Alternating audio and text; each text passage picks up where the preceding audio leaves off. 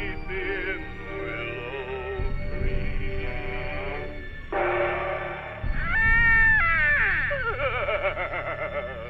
I don't think, and that myself take time or two, and a weep and sigh till I droop and die.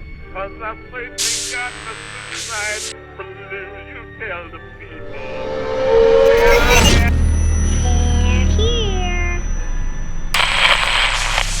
5 persons, including actress Sharon Tate, were found dead at the home of Miss Tate and her husband, screen director Roman Polanski. Miss Tate, who starred in Valley of the Dolls, was 8 months pregnant and was found in a bikini-type nightgown with a rope around her neck attached to the body of a man. 2 bodies inside, 2 bodies outside. Authorities would allow no one in an unofficial capacity inside the posh $200,000 home in the hills overlooking Los Angeles. When police arrived, they found the telephones and electricity lines cut. The bodies had been dead about 12 hours. They were discovered this morning by a maid who ran screaming to neighbors. One officer summed up the murders when he said, "In all my years, I have never seen anything like this before." The word war was carved into LaBianca's chest, and "Death to Pigs" was smeared in the blood of one of the victims. The word pig had been scrawled in blood on the door of the Bel Air mansion, where actress Sharon Tate and 4 others were slain, but police said, despite the similarities, they do not believe the crimes are linked.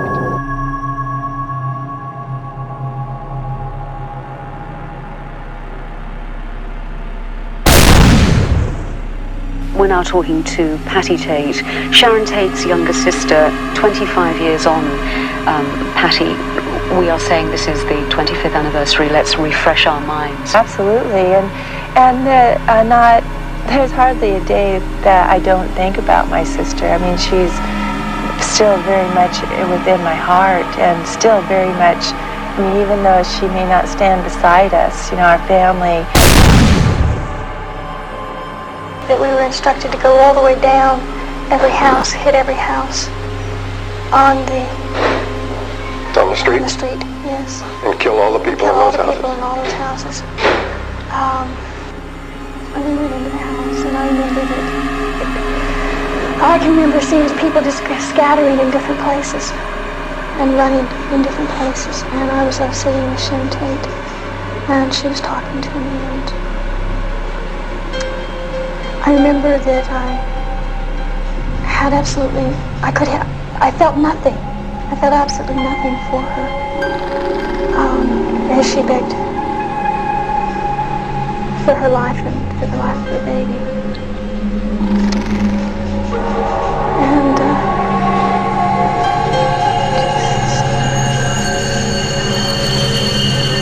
I remember when we first went in, one of the people said, "Who are you?" And Tex said, "I'm the devil, and I'm here to do the devil's business."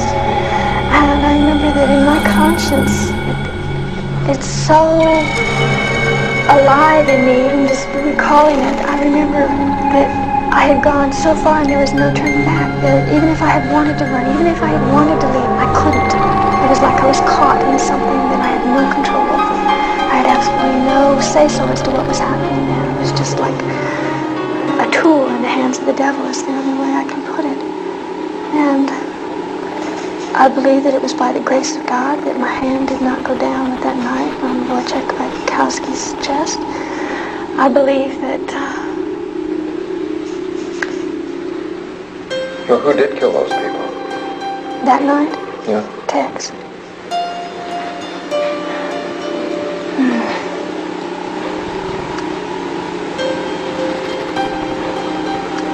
You wanna... Well, I can ask you now, what did Tex really do there? Of what I saw happening in Tex, the way he moved, the viciousness and cold.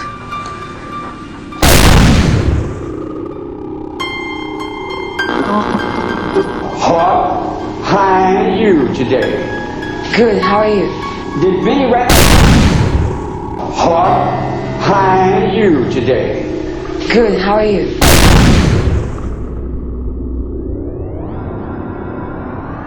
What keeps you going after so many years? A long long time ago I started playing music.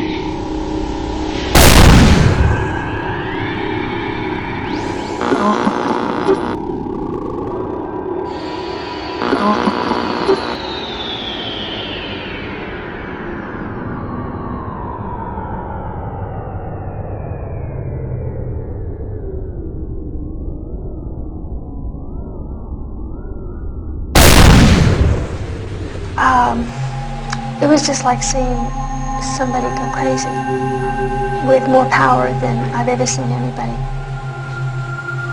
I don't think he was in control of himself. I think that he was, in their own human strength, could do what Tex did. Charles Manson was in control of it, right? Yeah, as far as giving orders, but I don't think Charles Manson's mind was in control of Tex's mind that night. I think that it was a higher power than that. Charlie's human too, you know, and his mental powers are just as limited, maybe not as limited as other humans, but that there was an evil force in control of Tex that night. Well, in control of all of you, obviously. He did things that, you've heard stories, I'm sure, of people who have lifted up cars off of other people, how they have superhuman strength. Well, Tex had that kind of strength that night. But not for good, it was for evil. It's harming and hurting people. Just, I only saw him kill those people, and then I've heard later that he has said himself that he was responsible for all the deaths. At the time.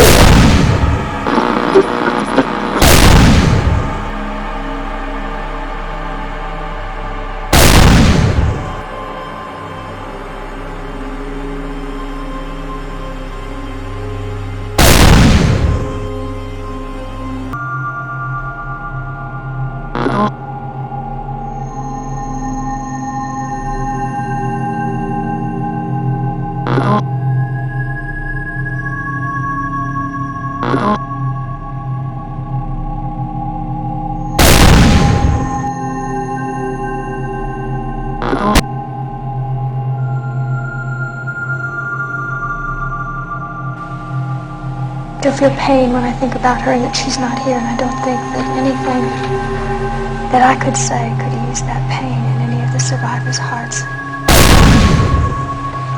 You'd have to understand what acid does to the mind in order to understand how a person can get confused behind drugs.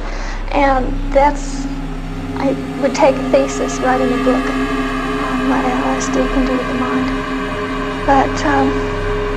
But it was powerful enough to keep you in a fog for all those years, even after you stopped using it. I used to think that you came down off an acid trip after 12 hours. That's not true. Every time you take LSD, the moral fiber of your character, which is put in you, or when you grow up, everybody grows up with different morals according to their culture. Okay, when you take acid, you go out beyond that. You think you're coming back to where you started from. Originally, you don't. And every time you drop acid, you get a little bit further away from reality. And I took so much acid that I just was what I would term spaced. And it took me many years to what I term now re-enter. And that was just through not having any acid and having to deal with reality every day. Well, you say you're operating from a sense of complete consciousness now and reality. Then looking back from this point for you, what you were and what you did must be terrifying. Yes, to realize that by my own free will, I willingly got into something that completely took control of me, that I lost control of myself behind drugs and a process of deprogramming, losing my morals. It wasn't just drugs, it was Charles Manson persuasiveness too. Well, yeah, there was a lot of deprogramming that was involved in that.